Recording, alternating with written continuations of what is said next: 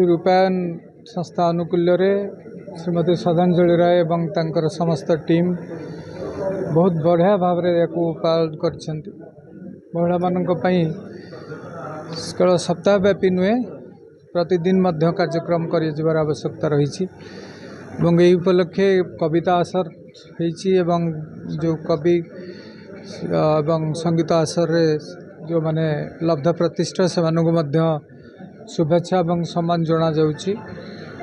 महिला मान होचन समाजर प्रमुख अंग शारीरिक भाव में पुरुष एवं महिला पार्थक्य हेले महिला माने सबु क्षेत्र में प्राय पुरुष मान आगे काम कर बहु क्षेत्र में पाठपढ़ा ठारू आरंभ करी नृत्य संगीत कला एवं युद्ध क्षेत्र ठारू आरंभ करी स्पेस साइंस रे मध्य सेमानंकर उपस्थिति सारा जगत को विस्मित करछि।